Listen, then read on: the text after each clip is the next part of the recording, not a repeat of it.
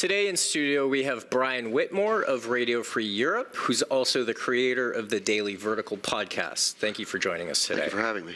So in the past couple weeks, we've seen a tremendous amount happening that affects this part of the world specifically and relations with Russia.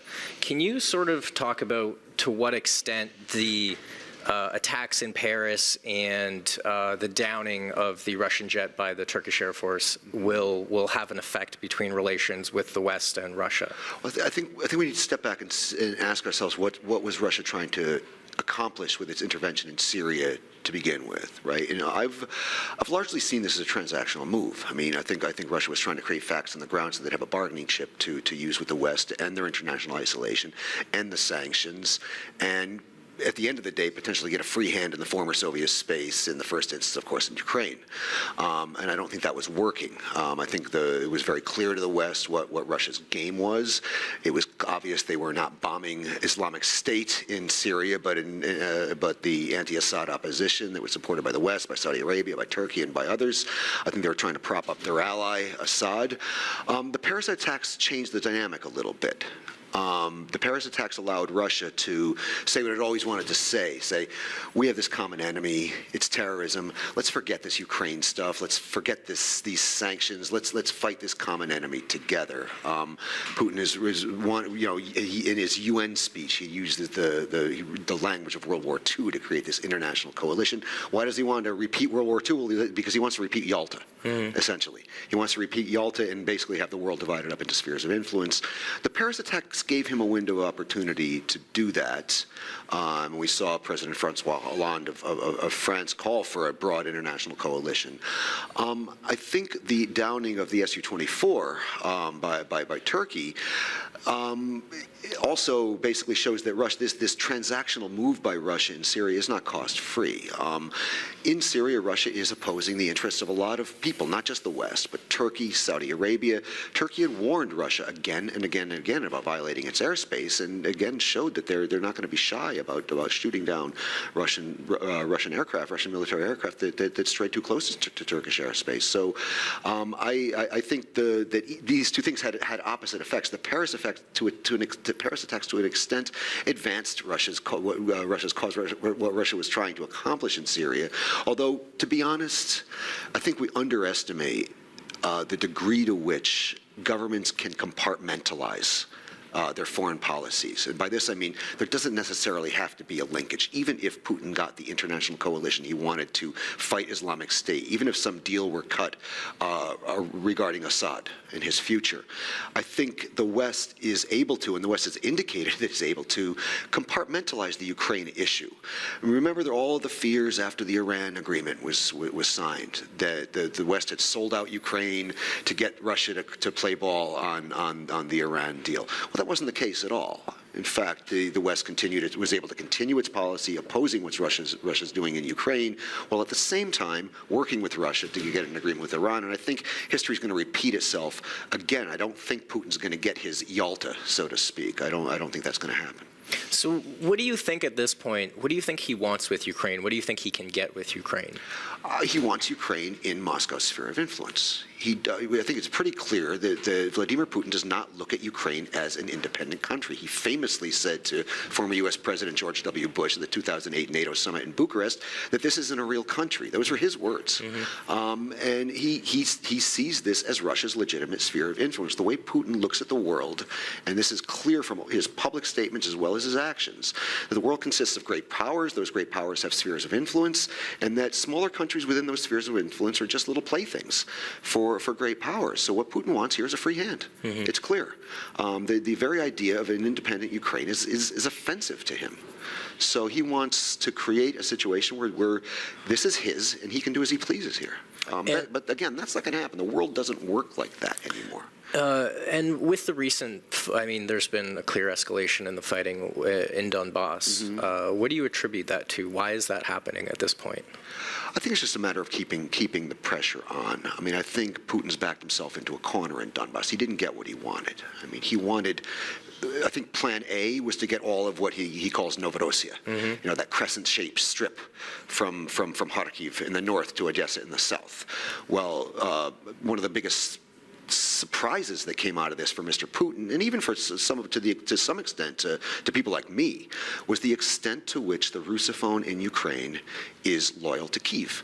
The Russophone in Ukraine showed itself, and it showed itself again and again and again in places like Kharkiv, Odessa, Dnipropetrovsk, Mariupol, that they prefer to be a linguistic and ethnic minority in a democratic Ukraine than be a linguistic and ethnic minority in an authoritarian kleptocracy.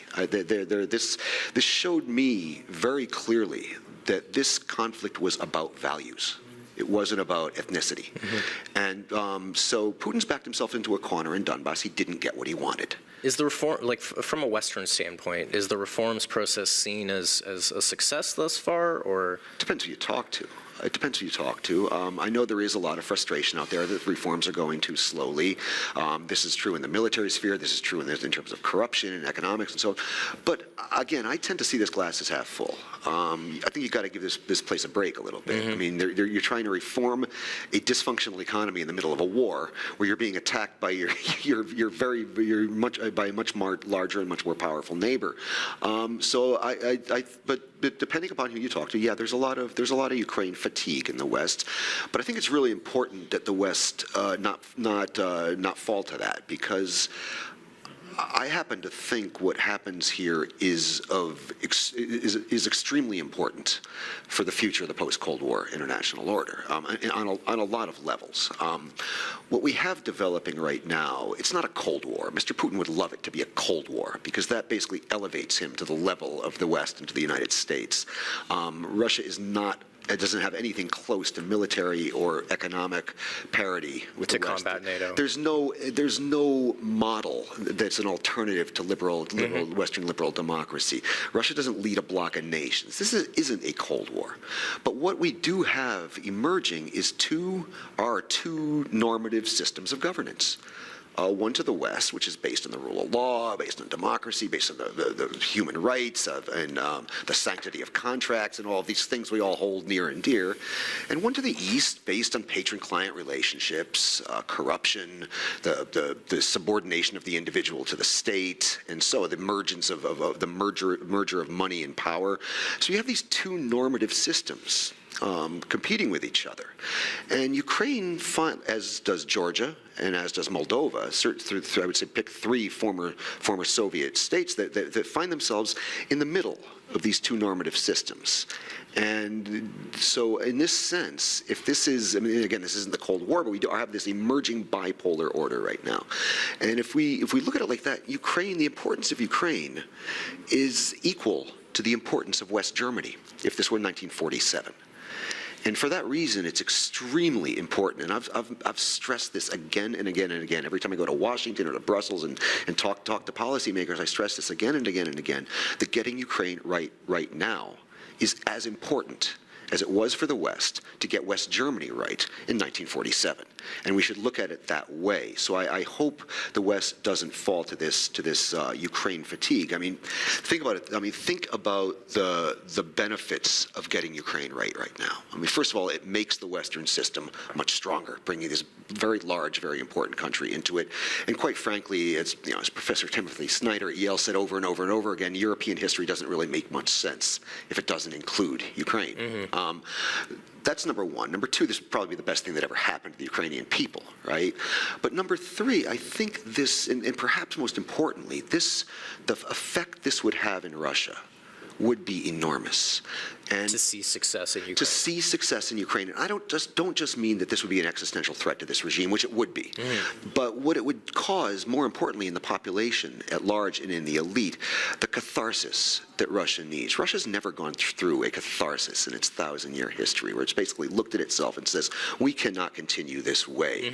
I mean, we Americans go through catharses pretty much once a generation. I mean, I've seen one after the Vietnam War in my lifetime. We saw another one after the Iraq War. Yep. After each one of these crises, we come back stronger because we looked at our weaknesses, we looked at our mistakes, and said we must do better.